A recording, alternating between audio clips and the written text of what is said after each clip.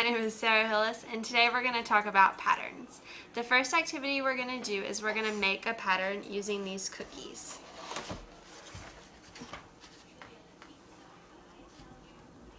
So first I'm going to put a pink, then I'm going to put another pink, and a white.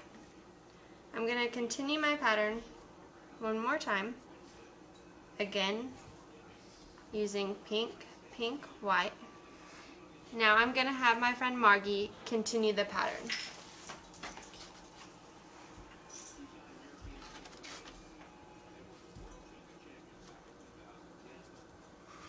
Good job, Margie. Okay, now a pattern is a set of objects or numbers that repeats. As you can see in our pattern, the repeating is pink, pink, white, pink, pink, white, pink, pink, white. Patterns can also be used in letter terms. In letter terms, this pattern would be A, B, A, B, A, B. The pink would be representing A, and the white would be representing B. Now we're going to put the cookies back, and I'm going to have Margie make her own pattern.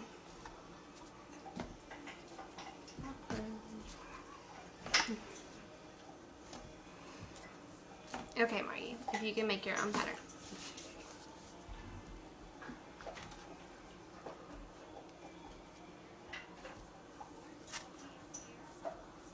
Okay, now I'm going to continue Margie's pattern. Her pattern is pink, white, pink, white, pink, white. Margie, in letter terms, what would your pattern be?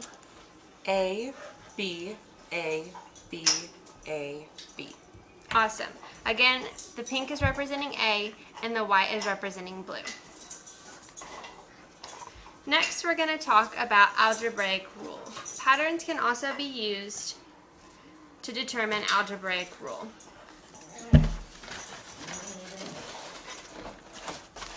Thank you. Algebraic rule is a formula that can be determined using input and output. The activity we're going to use for this is going to be the box activity. I have bobby pins here that we're going to use as our manipulatives. We're also going to create a table in this. But I'm going to create this pattern here using bobby pins.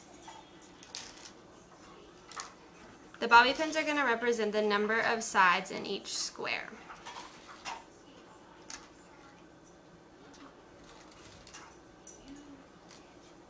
Now that I've made my first square, you can see that I'm using 4 bobby pins. So one square has 4 sides.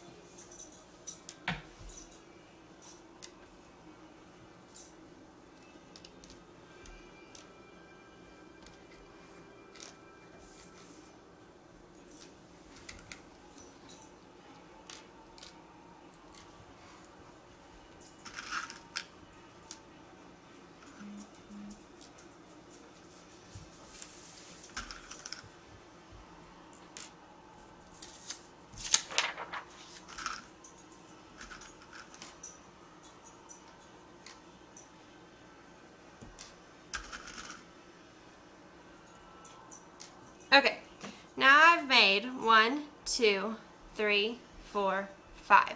5 squares, each having 4 sides. Now that I have that, we're going to do a table. Thank you. In our table, we're going to use term,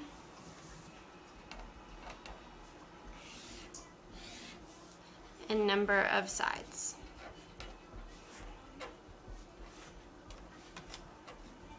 Our term is the number of squares we have. So if we have 1 square, we have 4 sides. This will help us find our algebraic rule. Now if we have 2 squares, we have 1, 2, 3, 4, 5, 6, 7, 8. So 8 sides.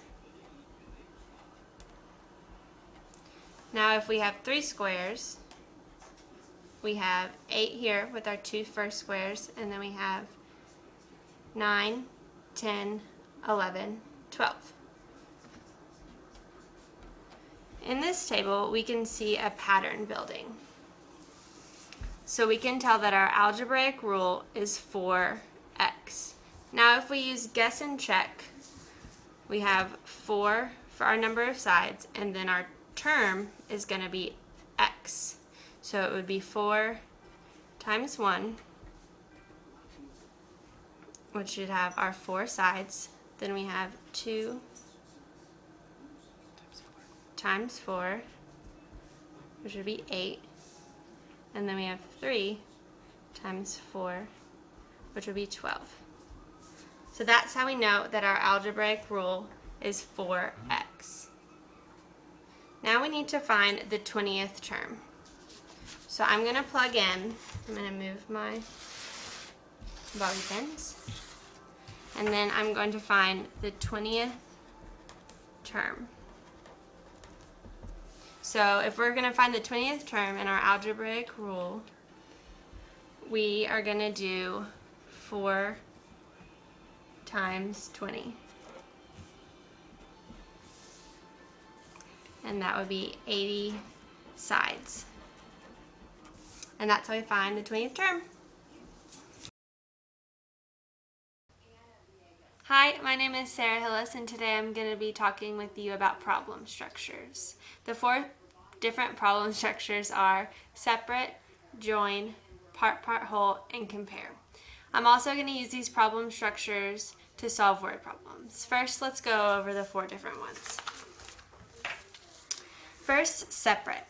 Separate is a problem structure that you have a start, and then you have a change, and you take your change from your start, and that gets you your result.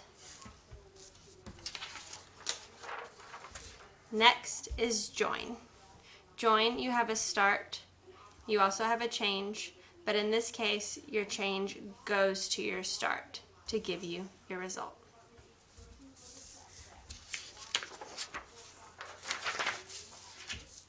Next is part, whole. This one's pretty self-explanatory. You have your first part and your second part. You put them together to make your whole. And last is the most complicated in my opinion. You have, it's called your compare, and you have your large set and your small set, and this is called your difference. And this is going to be your unknown, what you're looking for. Now we're going to do some word problems using the problem structures. Our first word problem is, Cindy had a collection of 35 baseball cards. Cody gave her some more. Now Cindy has 120 baseball cards. How many cards did Cody give her? So we're going to use our problem solving structures for this. I'm going to draw you 2 different diagrams for this. The first one, we can tell that this is a join problem. And we know this because you have a start and you take your change from it to get your result. So on our first diagram, we have our start. And in this case, our start is 35 because Cindy had a collection of 35 baseball cards. So that's our start. And then the next part of the problem is our change, is what we're looking for. That's our unknown in this case. And so we will draw our change. And in this case, we don't know our change, so it's going to be our question mark, also known as our unknown. And we'll draw this arrow. And then in this case, in this word problem, our result, we know, is 120 because it says that now Cindy has 120 baseball cards after Cody gave her some. So our sum is going to be our change. So that's one way to look at this problem. Another way is using a strip method. And so this strip is going to represent our whole. So this is our whole here. And so I'm going to draw this.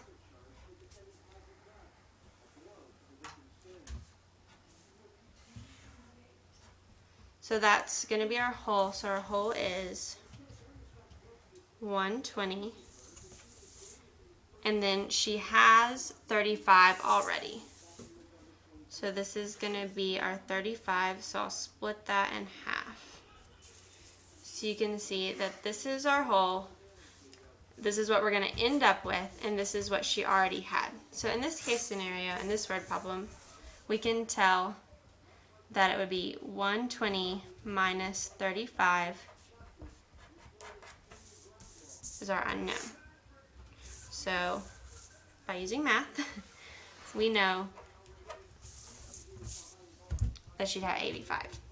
Another way I'm going to show you how to do this is I'm going to use actual strips. So I'm going to put these aside. And we're going to use actual strips. So this is our strip. And this is going to represent our whole here. So we know that this is 120.